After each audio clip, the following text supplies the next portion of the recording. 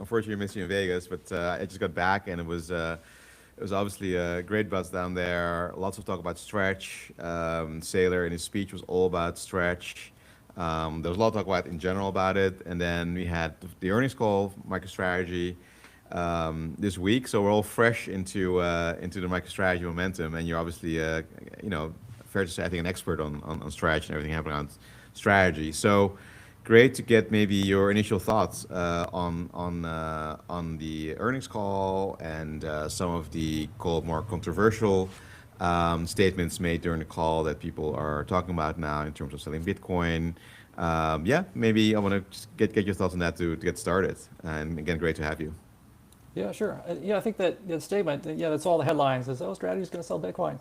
And I think that one of the things that people forgot about is that Strategy has sold Bitcoin before. This would not be the first time they've done it. If you look back to December of 22, they did a tax loss harvest sale of Bitcoin, shortly after the bottom of that bear market.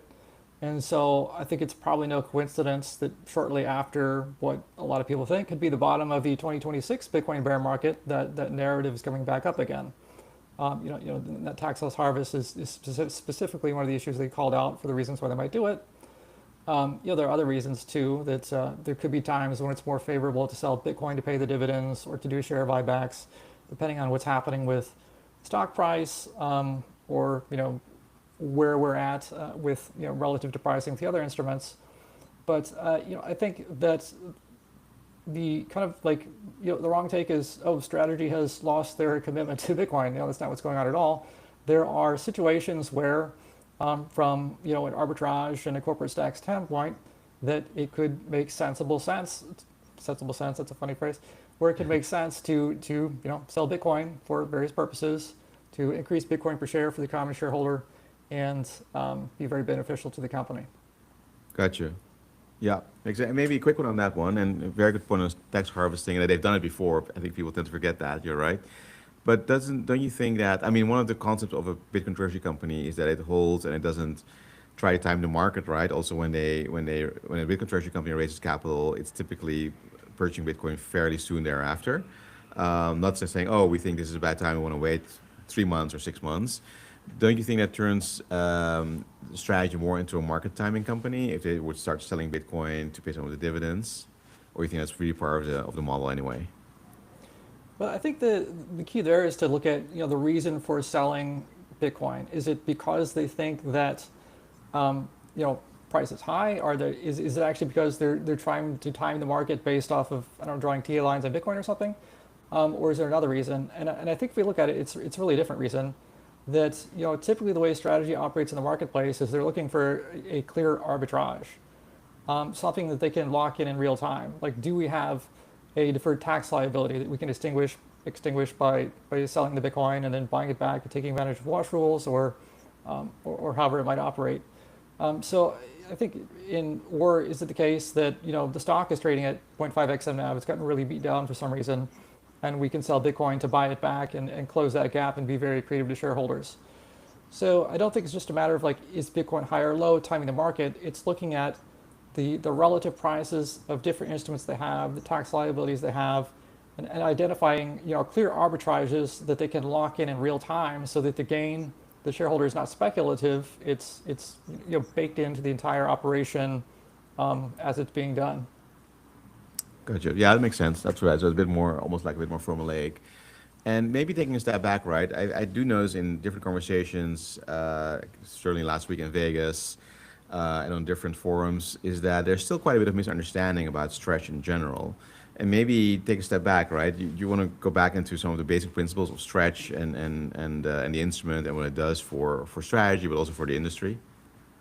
Yeah, absolutely. And I think that the simple top line pitch for Strategy is it's basically a carry trade.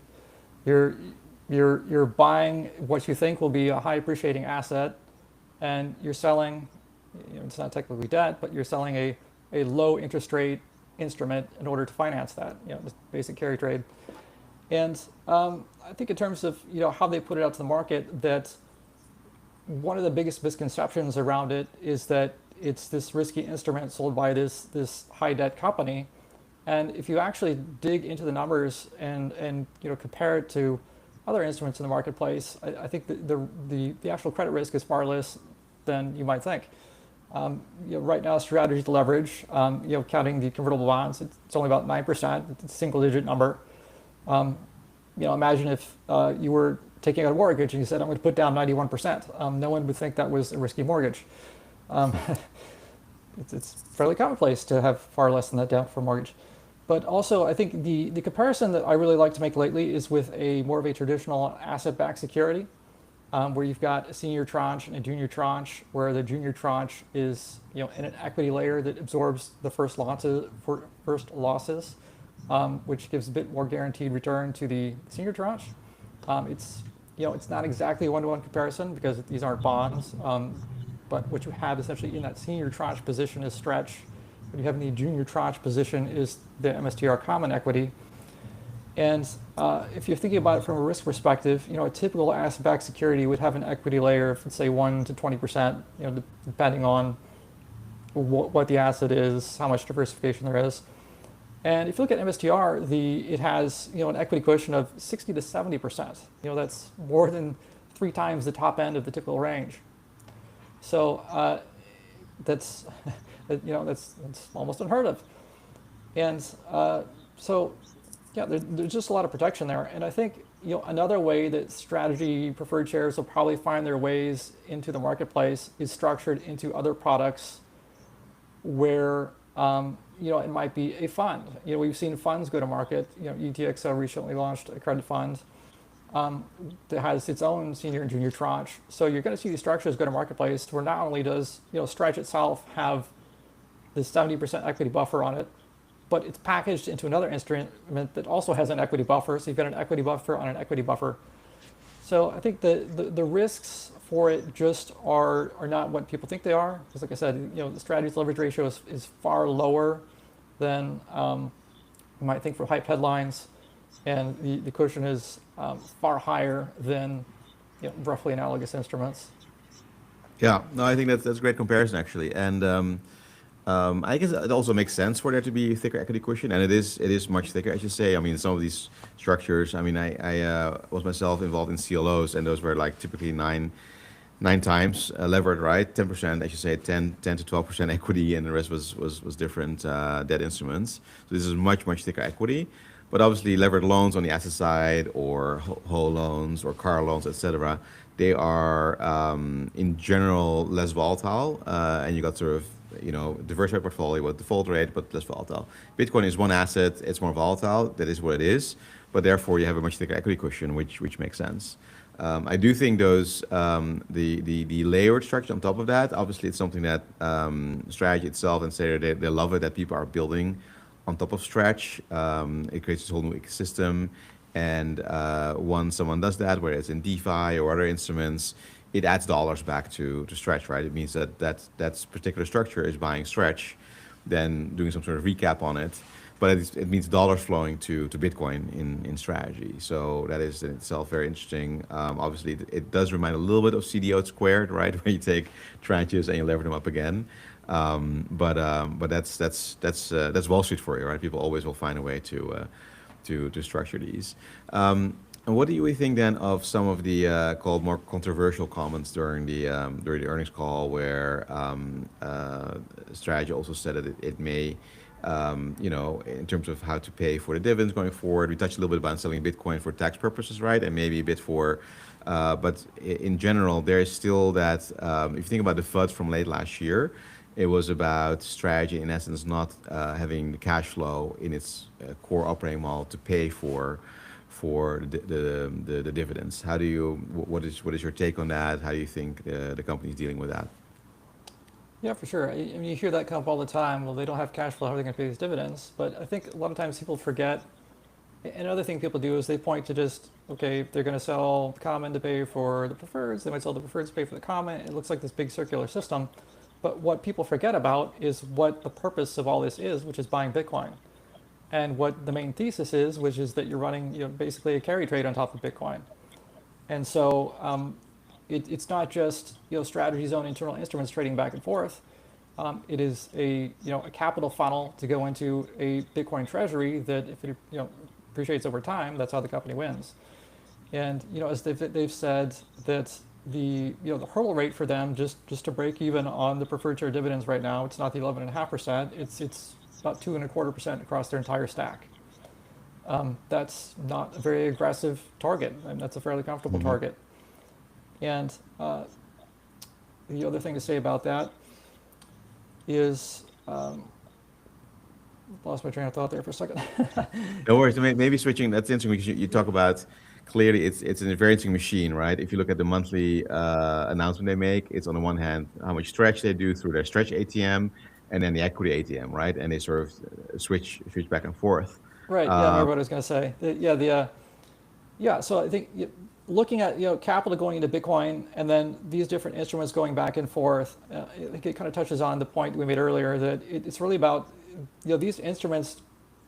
They're all market priced. It's not strategy doesn't go to the market and say our equity should be this price, our preferred shares should be this price, and this all aligns with a pricing model that's perfectly rational and makes sense. The market sets the price. And that's what sets up the opportunity for these arbitrages between the different instruments. And I think that's where having a little more operational flexibility and how they move back and forth between these instruments will make a lot of sense for the company. yeah. And do you think that's how they manage it basically? Because obviously they have these two big levers to pull on, but you see some weeks it's a nice split. Some weeks it's only the equity. Some weeks it's only the pref. You think it's really depending on how the market prices it, and whichever asset is priced the highest by the market, that's the one they will sell essentially. Yeah, I think there are probably a few different factors that feed into it. If you look at the common ATM, I think probably is much more market price driven. One interesting point that Saylor called out during the call is that their benchmark for what is accretive is not greater than MNAV 1.0. It's greater than MNAV, about 1.22. Is above that is what they consider accretive to the common equity. So, some of it I think is just the market pricing of the stock, but then also there are other factors that go into it. We've seen them kind of ease up as they go into earnings reports, and or if they're going to IPO something, they might ease up around that. So there are just various logistical reasons where to avoid any potential thorny issues around insider trading or any of that stuff where they have blackout windows. So it's a combination of these different kinds of factors. Also. They don't want to give a free lunch to shorts. If they just have this trade on all the time, then that you're just inviting shorts to come in and compress the stock and keep it pinned at 1x or maybe Yeah. even 1.2x. And on the stretch side of things, just I guess it still technically is price driven, but just the dynamics are a little bit different. It's whereas MNAV is more sentiment driven, and prone to just market fluctuations.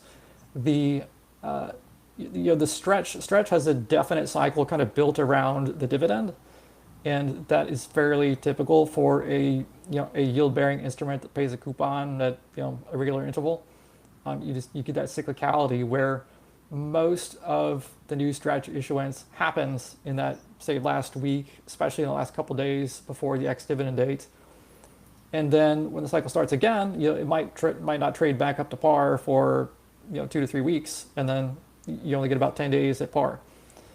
And that's just because I think it's not hard to understand. You get people who want to buy before the dividend and who want to sell after they collect the dividend, and there's potentially a spread to collect there just on that trade alone, the dividend capture trade, and which kind of leads into some more changes they might be making to that product. Is that they're fully aware of that cycle, and they're potentially they've announced it. It's most likely going to happen. They're now introducing semi-monthly dividends, which would pay the dividend out twice per month instead of once per month, which would break up some of that cyclicality. My guess would be that you probably get still roughly the same number of days per month trading at par, but it's going to be more evenly distributed through the month, which has a couple of benefits. If you're a stretch holder, maybe you like getting paid twice a month instead of once a month. It kind of looks more like a traditional job. And breaking up the cyclicality, I think one kind of drawback and one point of heat that Saylor has taken about his fundraisers is that they tend to be done in very large chunks. Especially during the convertible bond era, you'd have this very large share issuance accompanied by this very large Bitcoin buy that was very easy for the market to front run. And kind of breaking this up and distributing the market activity a little bit makes it a little more challenging, a little less profitable for other market participants to front run that price action. Yeah, that's very interesting. Yeah, let's unpack a little bit more because you raised some very interesting points here on maybe start with the last bit on stretch. So yeah, actually the move to, I mean, obviously it's all about innovation, right? Everything is new. The whole instrument is new. The whole sector is new. But then having actually an instrument that pays bi-monthly, that's also completely novel. But for any other company, it would be sort of maybe nice to have. But for strategy, it's a really big value add because it lowers the volatility of stretch. As you say, it will trade. Well, let's see if it will trade longer at par than single. Then there may be a bit of that sort of market dynamic. Will net. There'll be more days trading at par. That's probably what they're hoping for. Although you make a fair point, net maybe be the same as before. But then at least it will make it hard to arb for other forces. But it will make the ATMs of the pref a bit more steady across the month. That is definitely a very interesting point. For sure. I think it makes the instrument more attractive to just hold if you keep getting these payments all the time versus the incentive to just buy it and sell it once a month. Yeah, absolutely. That's absolutely right.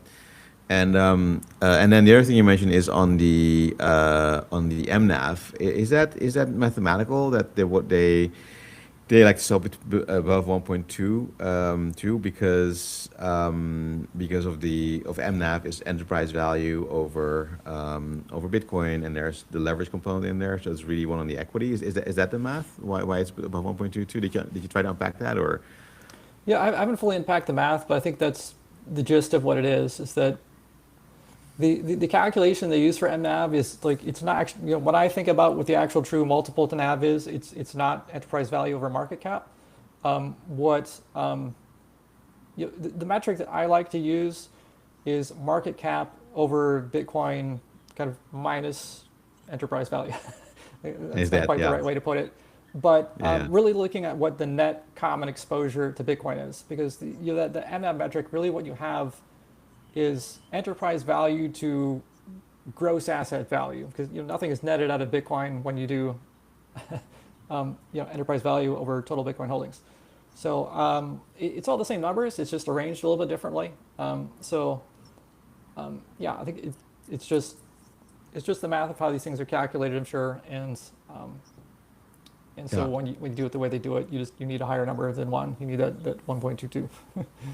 Yeah, no, I agree with you. It's sort of a more traditional finance way to look at, call the right multiple would be indeed as you say, markup over Bitcoin minus debt. So like the net asset value of the Bitcoin, really, the real net asset value. That's I think there's been more talk about MNAV. There's also, I saw you post something on Twitter about it where MNAV is a sort of sentiment metric, and that to me. I mean, that to me makes total sense, and also, frankly, it's nothing new, right? Because we saw, some other DATs trading at, some DATs trading at 5, 6, 7, 10 times MNAV last year, and that was clearly a pure sentiment, which had no no bearing to reality, frankly, right? We kind of knew that people buying in there were going to probably lose money, so. To me, that's right. And what is your latest observation on the way that sort of MNAV relates to, I guess, Bitcoin per share growth and how these companies are valued by the market? Yes, I think that's maybe one shift in the way people have thought about it. So I think there was a big push to say, like, yeah, this MNAV is justified. But yeah, like you're saying, the way they really trade it's more sentiment based. And, I have to give Adrian Morris a lot of credit for kind of beating the drum that MNAV is really a sentiment-driven metric, and we saw Saylor, I think, tacitly acknowledge that on the earnings call, and I think you kind of see that reflected in other ways. That another thing that I think about is the way whole sectors tend to trade as if the stocks are not different from each other, as if they're all the same stock with the same fundamentals. And I think a lot of that is just due to the way CTAs trade and different algorithms trade. The algorithm trades the sector as if it were a single bucket rather than looking at the individual companies. So you've also kind of got that overlay on top. And and that was a point that was made over and over again last year. Is all these stocks are trading as if they're the same thing and they're not doing anything different, which wasn't really the case. So yeah, I think we tend to see this pattern where I think a lot of the modeling tends to want to model MNAV as something that starts high in the early life of a Bitcoin treasury and then declines over time as it matures. And there is something to that, but I also think that it misses the cyclicality. You also have to take account the cyclicality. The main data point we have is Strategy's experience going through that 2021 bull market, 22 bear market, and coming back again. It traded at a high multiple. It got up to I think 6x at the peak during that 2020 to 2021 bull market. On a basic shares basis, got down to like 0.5x during the 22 bear market. The MNAV multiple was a little better than that, and then it came back and it hit a cycle high somewhere 4 to 5 during the last cycle. So I think that is probably a pattern that will repeat. I think the question, we're obviously kind of the low end of that right now as we're potentially coming out of the bear market. My anticipation would be that those multiples will reinflate as we head into the next bull market. And I think the other question in my mind is that I think one of the things that allows multiples to really run to kind of the absurd end of the value where you see companies getting up to 10, 20x multiples is new people to the space that haven't really seen this before. And so now we've got a whole court of investors that are a little bit wary of ATMs. If we get an entire new speculative wave in the next bull cycle that really hasn't seen this type of thing before, we might see the mania come back. The other thing is that there's been some more unpredictability injected into the system. We're going into the next bull cycle with different products than we did before. Strategy's playbook it's the preferred playbook now. It's not the convertible bond playbook.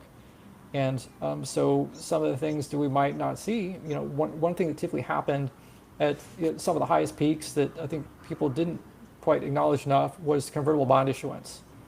When Strategy hit that big November peak in 2024, it wasn't just ATM running, it was a $3 billion convertible bond issuance, on that day, which is accompanied by massive short selling as the people who buy those bonds put on their hedges. And that's not going to exist in the next Bitcoin bull market, at least not for Strategy. So the multiples could get interesting if it really starts to run, no convertible bond in sight, leverage the underlying balance sheet with the preferred shares starts to expand. Things could get very interesting. Yeah, no, some very interesting points there, Brian, as always. And I think on the multiples, I totally agree. I think we've seen now there's a fairly high correlation actually between Bitcoin and the multiples, right? So in a bull market, the multiple expanded, and that's natural. We see it in any sector, right? PE multiples expand in sectors as the cycle picks up as well. So that's not dissimilar here. There's definitely the called the small cap effect, where it's easier for a smaller company to grow Bitcoin per share. And therefore, kind of earn a higher MNAV multiple. And then I think as sort of per your last couple of points, right? The way that this is now developing for Strategy is interesting, because what we're seeing now, and I think that's why I think in a way we can all be very grateful to Saylor, because they've done it, they've sort of made sort of natural mistakes and evolved, right? And it's clear that they want to really roll off the whole convertible program, because in a bull market, issuing convertibles really means you're issuing bonds, right? Because by the time this convertible sort of mature, there's a very good chance you're going to be lower and they're going to be out of the money. That's part of the cycle. That's part of life. But that means you're just issuing bonds, and there's nothing wrong with 0% bonds, but it just means a different. Then you got to be able to refinance that or find another way or sell Bitcoin, and no one wants that. So I think that's why we've seen a bit more caution. Although arguably now would actually not be a bad time to issue bonds if you're bullish on the markets, which inherently we all are. So because then you're just selling them at a premium. Well, I think that's where what's very interesting about it right now is that I think with the switch to preferred shares, Strategy, they actually were not able to issue any convertible bonds during, the last bear market during 2022. The convertible bonds are very hard to sell in a bear market, even though that would be, Mhm. potentially some of the best times to sell them. Um, but now they've got an instrument they can sell in the bear market that is more attractive to buy during the bear market, and so they're finally able to buy low rather than Yeah, just buy the tops, which he became famous for saying I'm going to buy the top forever. But now he could buy the low in size and has the perfect instrument to do it. very true, very true. Yeah, absolutely right. And then, as you say, and then it kind of coming back to the first talk we spoke about. Then at some point, to if you need to pay dividends or anything else, it's not crazy to sell Bitcoin, right? That you've made a gain on in that scenario. I agree, I totally agree. And then the other point you made is interesting too. You're right. If you do a very large convertible like they've done, and especially those days, right? The market cap was smaller, like 24, so 3 billion was significant. It does put quite some pressure on the share price if convertible arb guys short the equity. So we don't have that now. So maybe that's a good point also to segue into some final thoughts. On the one hand, you've obviously been involved with the European Bitcoin Treasury. What any latest observation on the way that European market versus U.S. market? We've seen both develop in certain ways, right, in the last year. Yeah. So one of the things that I continue to find interesting about the European market is that there's regulatory flexibility to do things that you can't do in the United States. You don't often talk about the regulatory benefits of being in Europe, but there are some. Yeah. um, and one is the Bitcoin denominated convertible bonds. I think it's a very interesting instrument, especially for especially for smaller companies. I think a company of strategy size, I think Bitcoin denominated convertible bond would be very difficult to issue, but for a small cap, it's a very interesting instrument, and it's something that you can't do in the United States because you have to be able to denominate that bond in currency. They just won't let you denominate it in Bitcoin. You just can't do it, but just because of the system, you can do it in Europe. So it's a very interesting instrument. Yeah. And it's interesting for the companies because it eliminates essentially default risk because your worst case scenario is you give the Bitcoin back, and then Yeah. you're Yeah. not any worse off than what you started. So and of course you prefer not to do that, but that's what it is. Yeah. And Yeah. I think other interesting developments in Europe. I think the other thing that's interesting is that I think it's still really up for grabs who's going to be the big winner in Europe. It's still very much a competition. As far as the United States goes, strategy has won. No one, there is no number two coming for them. The number two is going to be very far off in the distance.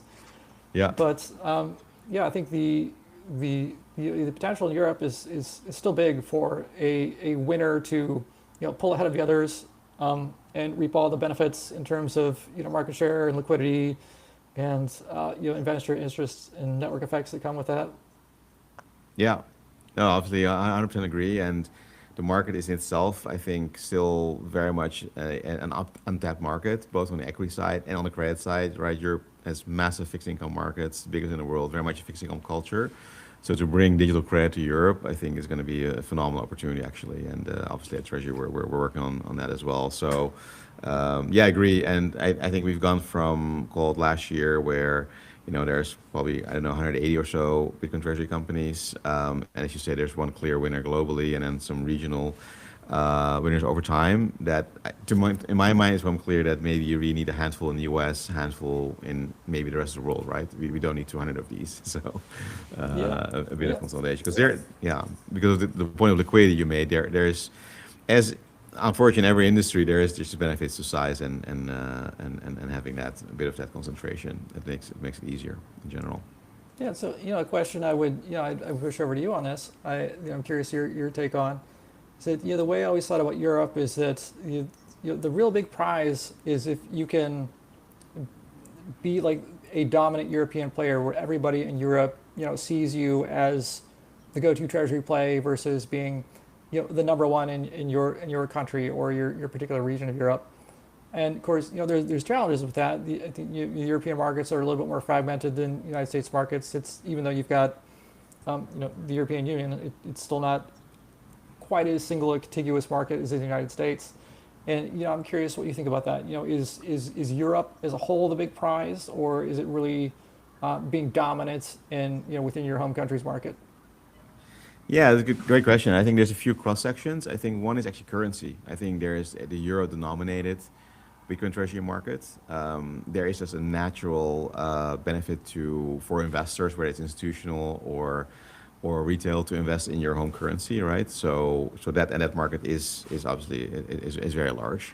I think there is a bit of the regional sort of price to be had, which is called pan-European, being in a time zone. There's sort of various benefits for reporting. There's a regulatory framework, et cetera, everything else around it. And then I think there is linked to that is the digital credit, right? Being able to issue that credit from that same issuer, and I think why as Treasury we decided to be in Amsterdam. It's a primary exchange, right? So the Euronext Amsterdam is an exchange that's accessible from the entire world, certainly from Europe, but from pretty much any trading app. If you can buy ASML or Philips, etc., you can buy another company that is listed here. And that liquidity is important, right? You need infrastructure. There's big options market here, infrastructure players, etc. You need that infrastructure to work, like in the U.S., right? In the U.S., you're very used to, the best infrastructure out there, and a very liquid and deep market. So you need to have that, because if there's one thing we've seen also last year is that. For the capital markets playbook to work, look at strategy, right? The ATM equity and ATM on the prefs, you need that liquidity. Liquidity is so important, and for that you need infrastructure and everything else around it. So, and I think that's you can tap the different market. I certainly agree with you. It's a regional play more than a sort of national play for sure. So. But yeah, the point you made about liquidity is super important. One thing that's kind of underacknowledged about Stretch is that they have more liquidity in their preferred shares than a lot of people have in their common equity. I mean, it's incredible. Absolutely. And yeah, so maybe another thing I pick your brain about, what your thoughts are on Europe, is that the STRE product that Strategy has released is from the standpoint of an American investor, basically only available to accredited investors or QIBs, institutions, and I think do you see a path where you as a local issuer could get to a retail product, or do you think that mostly is going to be accredited and institutional in Europe as well? Yeah, that's a great question, and I think a lot of the thing on that is still in progress. So SRE, as you said, it was listed as more an institutional product with a minimum size of 100K on a Luxembourg exchange, which is just by nature more institutional. It did raise, I guess, near 700 million, so definitely in its own right, successful, and the first, the maiden product in Europe, in euro denominated. So, and I think which is great for the sector, right? So, but I do think in the next iteration, certainly it would have to be somewhat more similar to the way that Stretch trades. So probably more as a true pref equity, where you run into a little bit of a thing where the way that pref equities are traded in the U.S., right? How the banks issue them and real estate companies and some of the insurers, that equivalent here looks a bit different. So that's why I'm saying I think there's still a lot of thinking and structuring and legal work in development on those topics. But it's absolutely a great point, because we're learning from everything that they've done. This is their fourth iteration, right, for strategy. That like this is the iPhone moment, right, where look, the other ones were nice, but they weren't that success that Stretch has. So we can shortcut that and try to optimize for that, but it still requires some development, certainly. So yeah, so on that point, Ryan, I think we've our fireside chat of half an hour has flown by. So really appreciate you being on and sharing your thoughts. Super interesting. Wish you all the luck with all the different things you're working on, and we'll keep in touch, and hope to have you back at some point again. And thanks a lot for being on. Yeah, thanks so much for having me on. It's a great conversation. All right, great. See you soon.